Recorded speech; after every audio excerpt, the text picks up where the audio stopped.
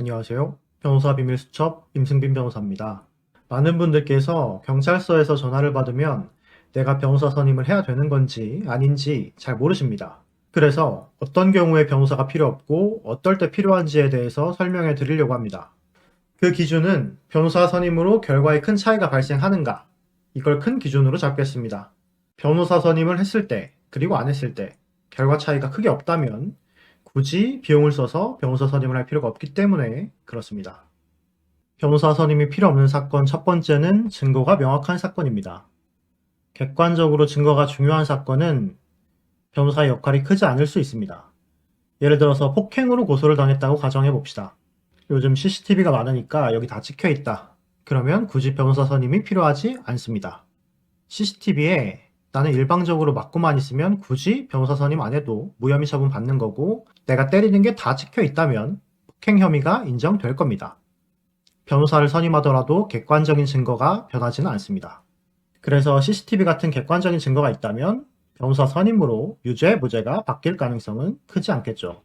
물론 같은 사건에서 내가 때린 건 인정하지만 상대방이 먼저 때려서 나는 정당방위였다, 이런 법적인 주장을 한다면 변호사 선임이 필요할 겁니다. 변호사가 필요 없는 사건 두 번째, 합의해서 처벌 안 받는 사건입니다. 보통 의뢰인분들이 잘못 알고 계시는 게, 변호사님, 합의하면 처벌 안 받는 거 아니에요? 이렇게 말씀하시는데 그게 아니고, 합의하면 처벌 안 받는 범죄가 따로 정해져 있습니다. 친고죄나 반의사 불벌죄라고 법에 정해져 있는데, 예를 들어서 모욕죄, 명예훼손죄, 단순 폭행죄, 저작권법 위반 사건 등이 있습니다. 친고죄나 반의사 불벌죄는 합의만 되면 처벌을 받지 않기 때문에 합의가 됐다면 굳이 변호사 선임이 필요가 없는 겁니다. 그런데 피해자가 연락처 공개를 거부한다. 그래서 변호사를 통해서 연락해야 된다. 이러면 변호사 선임이 필요한 경우도 있습니다. 그 다음 세 번째는 단순 벌금형이 명확한 사건입니다. 나는 어차피 죄 지은 거는 다 인정하고 징역형이 아니라 벌금형 나오는 사건이다. 이러면 굳이 변호사 선임이 필요하지 않을 수 있습니다. 변호사 선임을 해서 경찰 조사도 유리하게 잘 받고 변호인 의견서, 양형 자료 잘 내면은 벌금 액수가 줄어들 수는 있습니다. 그런데 여기서 고려해야 되는 게, 보통 형사 사건으로 변호사를 선임하면 비용이 최소 550만 원 정도 됩니다. 그러면 경제적인 관점에서 봤을 때 벌금을 조금 줄이려고 변호사 비용을 지출할 필요가 없을 수가 있다는 겁니다. 물론 예외는 있습니다. 벌금 액수를 반드시 줄여야 되는 분들, 그런 분들이 있습니다. 예를 들면 택시기사님, 아니면 공인중개사님 같은 특정 직업은 벌금을 일정액 이상으로 처벌받으면 결격 사유에 해당돼서 직업을 잃을 수도 있습니다. 지금까지는 변호사 선임이 필요하지 않은 사건을 설명드렸는데요. 반대로 변호사 선임이 필요한 사건을 한번 말씀드려 보겠습니다. 변호사 선임이 필요한 사건 첫 번째, 진술이 중요한 사건입니다. 진술이 중요한 사건은 객관적인 증거가 명확하지 않거나 고의를 다투는 사건입니다. CCTV나 녹음 파일, 카톡 내역, 이런 증거가 명확하지 않으면 고소인과 피고소인의 진술이 유죄, 무죄를 가르는 중요한 포인트가 됩니다. 대표적으로는 성범죄가 그렇습니다. 왜냐하면 보통 성범죄는 둘만 있는 밀폐된 공간에서 이루어지는 경우가 많고, 그게 아니더라도 당사자의 의사나 당시의 상황을 알기 위해서는 고소인 진술, 피고소인 진술이 굉장히 중요합니다.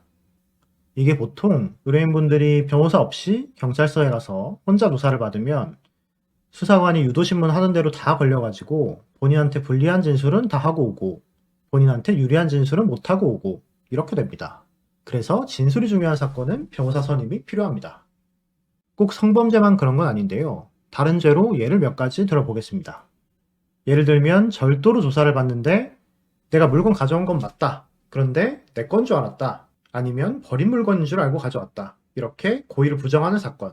아니면 사기죄로 조사를 받는데 내가 투자금을 받아서 투자에 실패한 건 맞지만 사기치려고 한 건 아니다. 이렇게 부인하는 사건. 이런 사건들이 있을 겁니다. 변호사가 필요한 경우 두 번째는 실형 가능성이 있는 사건입니다. 단순히 벌금형이 아니라 징역형을 받을 수 있다면 변호사 선임이 필요합니다. 보통 일반 분들은 생각해 본 적이 잘 없으실 텐데 벌금형하고 징역형은 천지 차이입니다. 징역형을 받으면 실제로 구치소, 교도소에서 수감 생활을 해야 됩니다. 내가 하고 싶은 거 못하고, 먹고 싶은 거 못 먹고, 사회와 격리돼서 살아야 됩니다. 같은 징역형이어도 징역 2년 받으면 징역 1년 받은 사람 부러워하고 재판 좀 더 잘 받을 걸 후회하고 그렇습니다. 그래서 죄가 인정되더라도 최대한 벌금형이나 집행유예를 받아야 되는 거고 징역형을 받더라도 최대한 감형을 받아야 됩니다. 이렇게 실형 가능성이 있는 분들 어떤 분들이냐? 짧게 설명드리면은 법정형이 높은 사건, 예를 들면 성범죄, 카메라 촬영죄, 보이스피싱, 특수상해죄 이런 게 있을 거고 또 초범이 아니라 전과가 있거나 누범, 집행유예 기간인 분들 이런 분들이 있을 겁니다. 세 번째, 공무원, 군인 이렇게 특수한 신분에 있는 분들입니다. 우선 공무원이나 군인분들은 경찰 조사를 받으면 소속 기관에 통보가 되고 나중에 처분이나 판결도 다 기관으로 통보가 됩니다. 그러면 형사처벌뿐만 아니라 징계까지 받고 승진에 불이익이 생기거나 경우에 따라서는 해임이나 파면까지도 낼 수 있기 때문에 생계활동에도 지장이 생깁니다. 그래서 이런 분들은 변호사 선임을 하시는 것이 좋습니다. 이렇게 오늘은 굳이 변호사 선임을 할 필요가 없는 사건, 그리고 변호사를 선임해야 되는 사건에 대해서 이야기를 드렸습니다. 경찰서 가서 혼자 조사받고 그러면 부담되고 떨리고 원래 하려고 했던 말도 안 나오고 그러니까 당연히 변호사를 선임하는 게 좋겠죠.